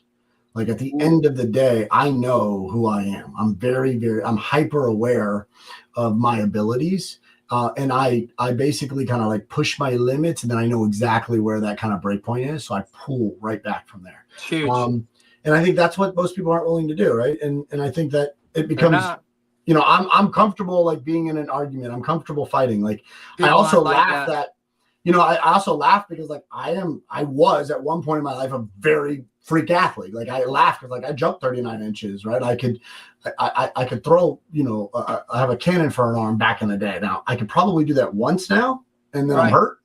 But it also, so I have to like kind of understand that like there's some things that you don't have anymore, but I still have that dog in me, right? So if I can still fight.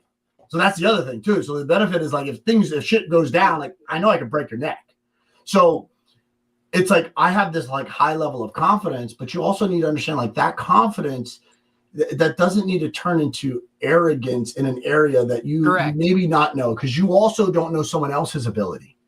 Unless you're constantly put in check, then you're not going to actually have that. In the reason why I think that we struggle with kids today, depression and issues, is because kids have identity issues because they've been told they're something they're not. Correct. And until they get to the point where they take ownership for who they actually are and someone else actually puts them in check, that's an issue. Like growing up, my parents did on a regular basis. And I come into a house right now with the same woman for the last 10 years plus, and she puts me in check on a regular basis. If I get on this podcast and we talk a certain game and I get out of there and Tremaine Edmonds and Trey and everybody else basically say, hey, yeah, that didn't happen. You're not that. That wasn't the case, So if Chase listens to this and he hears me and he basically says like, and I was talking that like I choked him out or I did this, like, listen, like that never happened because we didn't get that engagement because I'm not dumb enough. Right. Right. So I think what happens is we live in a world where there's very little accountability and everyone's been allowed to say shit that's not true. And even the internet doesn't back you up anymore. Right. Because that's when you do say shit that's off the chain, right, or whatever, that's what gets the most views, clicks, and everybody wants to be a part of it. Right. I know, but like, Dave, how many people do we know that are in roles right now that they got into that role by doing the same thing that 30 years ago, women were on their knees for, but guys are doing it because they're lying about it and just basically being the jerk off to the head coach. Sure. And that they understand that if I'm that guy in that locker room as a coach, I will have a job by being basically a snake. Correct. And they have jobs right now. They didn't even play. They didn't do anything. We know that all the time. And we see that story happen. Yeah. So, here's what's interesting about football, and this is sports in general. Okay. Because, and I didn't serve a long time in corporate because I went off on my own, but I was pretty good at corporate when I was in there my first few years, and I moved up pretty quick. But what was interesting about it is this. I knew getting into like what was regular business, meaning like working for somebody else, working for a corporation, that there were going to be people, because I got my MBA, I learned in business school, that there were going to be people that I saw it in the MBA program. That was the first time I saw it, actually. So undergrad, I was finance major. I didn't, I was playing football. I was a good student. I didn't see any of this kind of stuff. I did not. Most people who get their MBA work for several years, okay, and then come back. Well, I was on scholarship, so I just used my last year to start my MBA program. So I had no work. I had no work experience. So I didn't know I didn't understand anything with respect to that. I was very naive. And I'm in there and I'm listening to people who have worked sometimes for 25 years, right? Sometimes for 5 years. And I watched people manipulate. And I was like, wow. So it was funny because the guys who I was best friends with in the MBA program, one guy at the time, he was in his early 50s, okay, or around 50. The other, and I was, 24. And he was a great guy. He was a Navy guy who then, like, he kind of went to corporate and he went to, government project, wanted to get his MBA as he worked for 20 years and then decided to get MBA so he could kind of advance his career in the latter stages of his career. The other guy I got along great with was actually one of the smartest kids in the program. He was younger like me. He was a programmer, like literally just a programmer. But they had one guy who had been in the two systems already, the Navy and in corporate, and then the other one who had been in no systems but was like a creator back in the day, for lack of a better word. He was like a genius. And I don't know, I knew he became very successful, but I've tracked him in a long time. The older guy, I'm friends with to this day. Like, we'll talk, on Facebook. He's like 70 years old. He's a great guy. But what was interesting about it was this: everybody else was manipulating. The guy who'd been around forever could care less. I'm just telling you, could care less about any of that stuff. Like, he already had been through it. Could care less. The young kid was so worried about what he had to do, didn't have time to worry about what everybody else was worrying about, right? So it was very interesting. And then when I went to corporate, I realized, because I used to talk to the guy who had been around it, and he really prepared me for what was gonna be going on in corporate. So I was able to be successful in that area from that standpoint. But what I learned was this: in business, all throughout business, you have people that you can trust, you have people that you can't trust. Every time. There are guys that they're ride or die people. There are people that are only in it for money. There are people that are in it to manipulate whatever they can to get to the top. You have multiple different types of individuals all the time. So I left because I wanted to start my own business and I wanted to coach, right? Which my father's influence was, right? And I thought of coaching itself as a pure thing, right? And I figured my business strength and speed thing would help me have money, so I didn't have to be a teacher if I didn't want to, blah, blah, blah. Well, what happens is from the time I started coaching to now is that coaching is more of a business than corporate was. No doubt. Yeah, spot on. Like, people are like, coaching is a business. No, you can't. Like, corporate, are kind of like unwritten rules, right? Like there's like you just can't go F over your boss and not potentially have there's nothing to come of it. Like, right, but in coaching you can, and they do, and then just get another job. Like, yep. And nobody even thinks twice about it. Like, because that's my boy over there. I don't care that he effed you over. Yep. He's my boy. I'm bringing him over here. You know what I'm saying? In corporate, there were repercussions. If you do that enough times, that's you're going to kind of be you're going to burn bridges. You're going to be put out the pasture, In coaching, I think I got some. You move up in coaching. You do, because you knock people off. That you step on top of the person that helped you. Yep. So I find it interesting because normally there's a lot of insecurity in leadership roles that they don't want to see people move up. And that's what holds certain people back. But in reality, one of the things that they do to hold you back is the fact it's not the insecurity. It's the fact that they understand that they're gunning for your job. And that's like, why would you want to be ride or die with somebody that they're actually hoping that you have a bad year in one area? Oh, I hope this guy fails so that I can get the job. Like, right? but I could like, how can, like, I just find that to be, I mean, it's a business like that. It's cutthroat. And that's sad. Like, I gotta admit though, that's and really sad. NFL was a business, but was corporate style. So of course. So that was the thing. Like I tell this to Eric all the time. I think the NFL is still like that though. I like the that college better. is not. College is not. I like that. I like the college game better. Okay. No doubt. I like high school game. But the system at the NFL with the organizational structure is way better. Right, and now with that, with the NIL, you're going to have to adopt. You're going to have to put a salary cap on college. Otherwise, it's going to just, you know what I mean? Like, some of those things are going to have to kind of trickle down. Well, I think businesses are going to start seeing that there is no ROI in those spaces. So there's only so many. Like, the well is not unlimited. That's the issue. So right, even like they think there is. Yeah, like the well is not unlimited, so it's going to have to start being like, I guess, a pool of money that gets distributed eventually, you know. But I think that we're going down to a different topic, which is how do you still navigate this and be successful with what you want to do with integrity? And the real answer is that you have to have integrity. Correct. Because if you're willing to start. Yeah, because the real question is, you know, well, what do I get out of this, right? It's like, well, if you're always looking at that and you're not really seeing the actual value that you're getting from it, right? But you're trying to figure out where you're going to go because of it, then it's a problem. And I think a lot of that has to do with intention, like their intentions, right? So I think, you know, going back to your model in the beginning, which was like taking ex-athletes that were in transition periods in their lives as GAs and saying, hey, you come into this environment, you're going to interact with a lot of players that are going to end up interacting with coaches, and you're the gatekeeper. You interact here. This could be a holding pattern for you to go somewhere. And if you stick and it works out great, you could jump on board and be part of the tour. And it was, I think there were so many, if you and I actually sit down and debriefed the business model that you had, even that I had, and you think about, you know, the missed opportunities to market to just college athletes and say, hey, here's the game plan that we're going to do with you. Like, here's how we're going to deploy it. Right. So many different things could have come out of the model.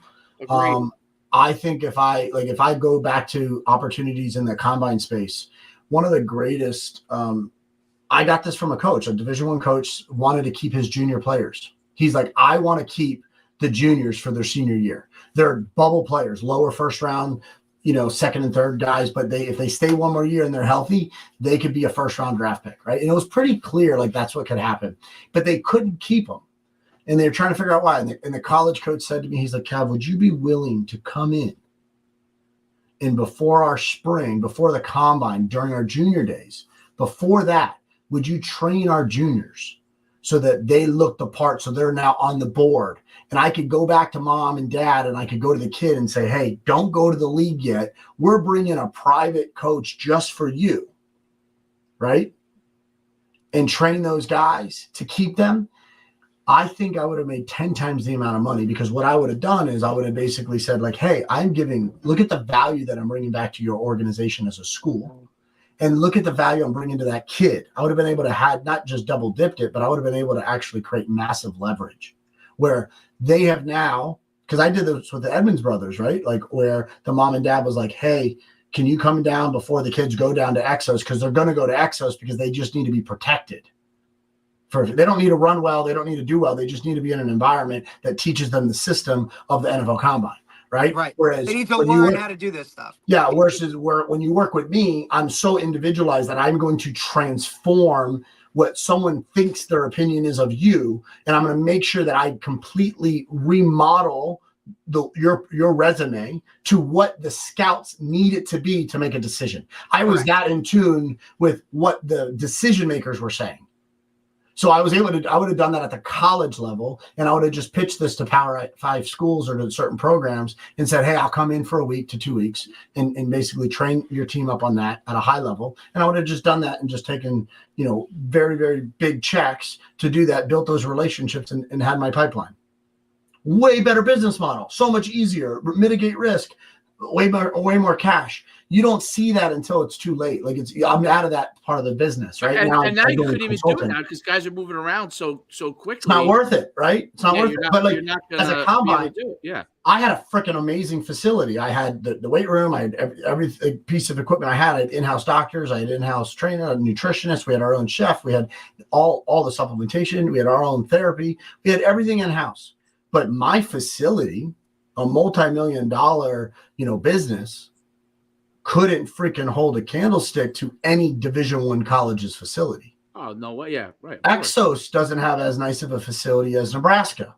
So if you are an athlete and you're able to do it in that, like it's a much better model. But we didn't think about it because no one else ever done that. I got forced into it a little bit because like the coach had a need. So going to your model, it's like there's companies that just took the data and sold the data, right? Made more money.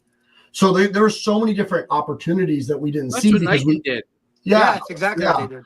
But it's like you do look at how much like actual value that was provided to the industry, but where our intentions were how do we do right by the kid and getting kids into college? We never had a backdoor. We never had a reverse strategy to where a coaches subscribe to this and then we let them into this world, which is what a lot of other people that was their model. Right. There is they're bringing so much of this stuff in house, even though it really doesn't work per se, because the way that the model with NIL and transfer portal is, so many of these kids, like you have no idea the conversations. And good example is Dion, who probably has a pretty good pulse on most of his team. He lost the kid who is from Florida, who grew up with him, and he transferred. He was shocked that he was transferring on him. The running back, I can't think of his name. Derek might know, but he was shocked that he transferred on him, right? Because the bottom line is that the environment changed so much in college that nobody trusts anybody. Even if they should trust somebody, it's hard for them to trust someone. So I don't know, Derek seems like a great guy. Dave seems like a great guy. Justin seems like a great guy. But so do all these people over here seem like great guys. So how do I know the difference between him and him? That's what was – we used to talk about this in the combine space. I used to tell this – remember Tony used to work for me? Yeah. I used to tell Tony this because Tony, obviously really personable guy. You know that. I used to like – 2-minute Tony, the man. The man. So I would tell Tony, I'd be like, at some point, parents are going to look at it. They won't know the difference between what we do and what the other guy does. And as soon as that happens, which will happen, that our business model in the combine space is going to change dramatically. Yeah. Right. And then eventually it happened. Right. I always knew, even when we were riding high, that's probably why you always saw me like somewhat nervous about everything, because I knew that at some point I could see, because I talked to the parents. I used to get the emails, I used to read the emails, good or bad. Like I could tell that people had a hard time figuring out the difference between maybe what we did and then somebody else. It's not a piece of software, right? It's not a piece of software that does X that no one else can replicate, right? But even now, shoot, you can't tell the difference between this software and that software, right? Yeah. Even those models, you're like, okay, eventually your model, whatever it is, business or sports, whatever, if it gets to a point where it becomes a commodity where I can't tell the difference between you and somebody else, whether you're a good guy or not, that is a very difficult thing. And in business school, they used to call it perfect competition. Okay. Perfect competition is where there becomes so many competitors that there is negligible or nil amount of profit margin in the business, right? So what's happened in a lot of businesses now, you're always trying to stay ahead of the curve, right? You're figuring of course. Like I do something new, I think, but what happens in a lot of businesses now, because things are like worldly and global to this extent, is that your little advantage, okay, or even if you have a sizable advantage, is going to get chipped away faster than ever towards perfect competition, which perfect competition used to be a fascinating thing to me when they taught it in business school, because it would go through my head over and over again. Okay, I create a niche, I become successful, they eat away at it. What happens in the end? What happens is, why do you see companies sell before that.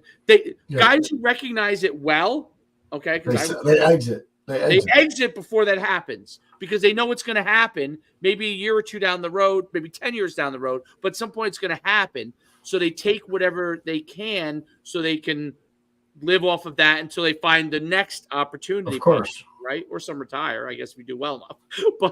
But that's that perfect competition is. So what is everybody doing even in sports, right?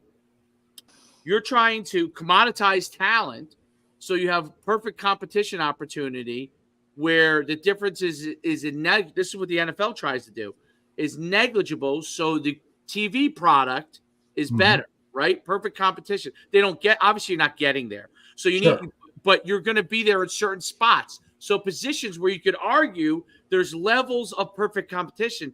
One of them is inside linebacker, right? Yeah. Almost a dead position.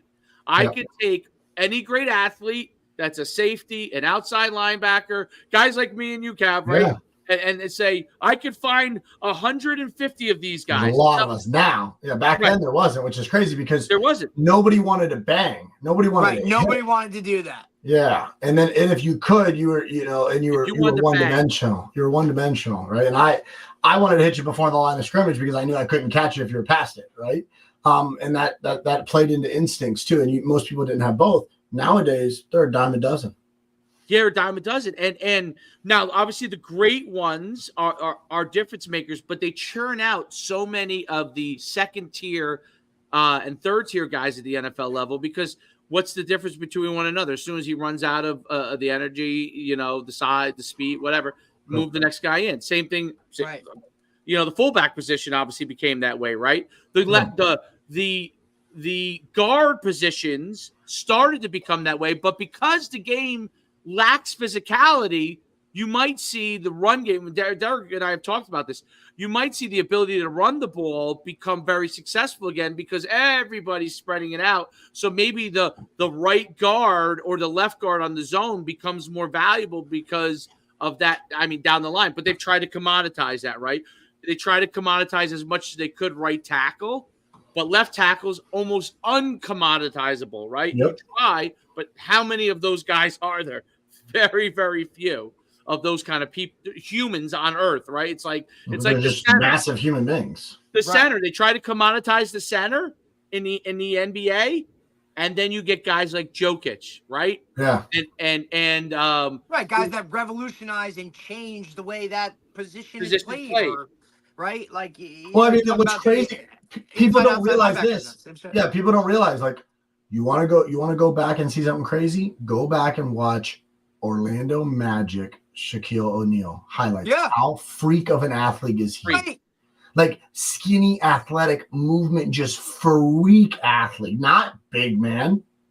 Like, he looks like he's wearing his dad's clothes. Yeah, it's a 5X on him, but relative to what he was later in his career, totally LA, Miami, you look at that, man, like he was a monster, right? Right. And like athletic wise, those are just different people. And then he had to evolve to the game because he was getting older. So he put on weight, changed his model. Like that, I think that's one of the things, going back to what makes businesses, executives, athletes successful, because they have such good self-awareness and they know themselves and then they know their role.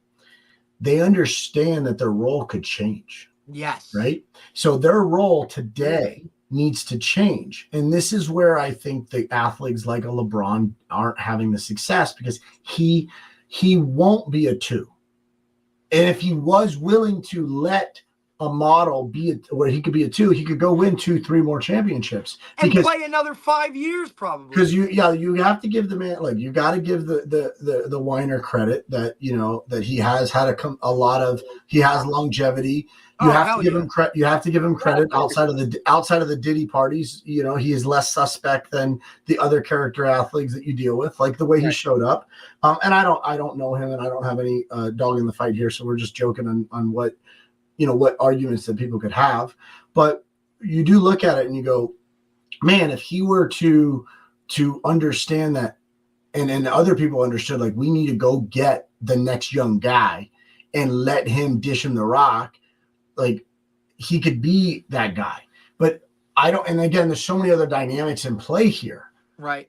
people need to understand that. Look at the way people play the game and how effortless it looks for the older guy. Like they just it becomes almost effortless because they go like, I'm not fighting that battle. Like I'm not going to go get you. I'm going to make sure that I position you differently so you have to come to me. Like I'm not gonna waste energy, and that just becomes so fascinating to watch elite level athletes learn how. It's like the old guy that it's almost work smarter, not harder, right? Like that's almost kind of what it comes down. Right, the Larry Bird, Magic Johnson style of play, end of their careers, which went out. Yeah, he's back. Like what is Jokic? He's like a gigantic Larry Bird. I mean, look how good he's got handles. Like, look how good his handles are. What was Magic Johnson? He was a 6'9" guard, a monster of a point guard. Right, but he could post up. He could shoot a little bit from the out. Like they could do all those kind of things, and that's it. It's so funny how that and that's the whole thing. Is like Steph Curry revolutionized the 3-point game, and then it became a commodity. Everyone shoots it, right? No one started practicing from 7 feet off that line. They were like, why would I even do that? I would get right to it and work that environment and work that range. By the way, people don't realize this. Like, take the worst shooters in the NBA and just put no pressure on them and have them shoot. Oh, they make everything. They're lights out. The only difference is like you're forgetting the fact that the guy in front of you is that good too. Yes. So, I mean, I think about it the same way, like as this kind of comes to it, like a little bit of a close, like I'd look at it and I go, man, like it's the same thing in business. It's the same thing in life. It's the same thing. Like, look, yeah, we have to be, I do have a very different personality in roles, right? Because I understand my role, you'll see me flip it on. Like, Dave, you've seen me coach, right? I love coaching linebackers. I love coaching offensive linemen. Like I can't stand coaching the quarterbacks, but it's a lot easier nowadays. Oh God, yeah. I love coaching the quarterback. I don't have to move that much. I just bring him in the corner and talk to him a little bit, and everyone's like, it's funny, but I was like, at the NFL Combine space, I became like the quarterback guru, and I'm like, I know the quarterback gurus, and I laugh because I'm like, you guys are putting me in that category of these guys, and I laugh. It's because I just had a lot of quarterbacks that came to me. It's not that like if you're a coach, you're a coach, right? And I like you to get in the details. I like to get really, really deep into like the technical level and the tactics and be able to start to understand, the game. But I mean, if you see me coach a linebacker, like there is a different level of intensity that I bring coaching in that environment. That if I'm coaching a wide receiver, I don't see that it's very beneficial to yell at them into a cut. Whereas as a linebacker, I find it very, very beneficial to get in his grill if he's playing soft off the ball, right? Like I just find that the results are different based upon the personalities, and I am hyper sensitive to the individual and into the dynamic. It's the same thing in business, right? So at the NFL Combine level, someone says, hey, coach, I want to do the impossible at the mathematical level. It is highly unlikely that I'm going to make it. Okay, you paid me to do this. I'm going to slam your head in the pail. You think that your job is to bring the horse to water and let them choose. That athlete had a choice. He chose for me to coach him. I slammed their head in the pail. They either drink or they drown. That's your choice. You're going to drown or drink the water, buddy. Because you told me I'm responsible now for your success. Yep, because now I can't do it. The only thing I can do is slam your head in the pail. I can't actually do the work. Right. Now, my name is on it though, right? So I'm definitely going to take it to a different level, right? And in business, now it's just a matter of like me understanding like not everyone is there for that same purpose. Some people are there for a paycheck, to put food on their plate, for them to like, they're not all high performers. They all can't be us. So I take the role of a coach very serious, and I do take the leadership role just as serious. So if I'm a coach, my job is to advance the position and the outcome and make a change. If I'm a leader, my job is to empower you to be able to create the goal that we want and make a change. They're two separate things, and your job is to understand where and when to be like that. Because if you're like that all the time, you're just a dick. Let's close on that. I like that. Well, Justin, it's been great having you on, dude. Awesome conversation. I could talk to you. It's just like yesterday. You know what I mean? So it's great listening to you. I learned a lot today. It's been great having you on, man. And I've got to come to one of your conferences. You're gonna have to send me, because I first want to be a guest. I want to be a guest, but then eventually I want to be on that stage with you. Oh man, I'll always bring you on the stage. I think we should do this again. Start a pod and get you talking. I got some good questions for you. Yeah, it's interesting. I mean, now, like from a business standpoint, I run Athlete HQ, working with our athlete side, but then we have an executive portion, right? I'm in my 6th Olympic cycle right now, getting ready for Paris with a group of guys. Let's go. That's exciting. Let's go. It's exciting, but I'm also I love the Olympics. I'm also I'm knee deep in the NFL still, where I'm working with guys and keeping them healthy and trying to get guys that want to have longer careers. So important. I mean, look at like Caleb Williams getting drafted. Caleb went into my building when he was 12 years old. Chris Basha had that kid, and no one even knows who Coach Basha is. He's a great freaking coach. A lot of people in the area, he's like a legend, but like he's a great man. He's a great man. But like he identified that kid when he was a puppy. And he basically just had him, and he took care of him, and he did it the right way. Nobody knows. Like, I loved all the talk about like the marketing of like Caleb Williams. Like that was all smart. He knows what he's doing. He's strategic. A baller. We have a kid right now. Absolutely knows what he's doing. It's the same marketing. It's phenomenal. And you got to give credit to a coach, like Basha, that has put the time in with somebody for almost a decade, probably, maybe even longer, to support a kid's goal that says, hey, even if the kid doesn't have the talent at 12, 13, 14, or 15, see that. The kid, maybe he did identify it, or maybe the kid just had the will, and then he worked his way into, the coach's acceptance. But the reality is that coach gave him everything from day one, and still to this day. And if you look at where that kid is, man, there's a lot to look back on and say, hey, you know what? Would those kids had the career that they had if it weren't for, NUC? Because the opportunities sometimes create the athlete. Right. Without that pressure. If you didn't realize that by going to that event that maybe you were separate and you were a little different than some of these others, maybe you don't take that road, right? Or maybe exactly, and it goes both ways. Direction. You don't get the opportunity, and you don't also get the opportunity to rise to the occasion. And that's what I think a lot of kids did. So for me, I'm very grateful for all of these opportunities for kids, but I'm also very proud of like the coaches that like stuck with kids and did it the right way. Correct. So, I mean, that's kind of where I am now. Like I'm still in the NFL side. I'm still in the executive coaching side, working with people.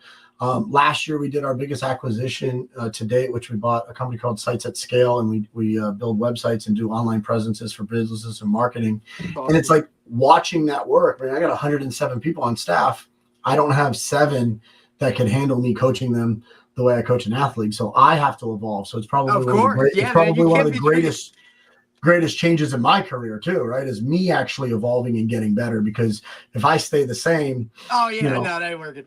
I can't, I honestly, I can't come down and plug a hole like I would like to in business, like I do on the field. Number one, physically, I can't do it anymore. And number two, I won't have a lot of people that want to work with me anymore. Exactly. Because people, so I have to change those things and evolve.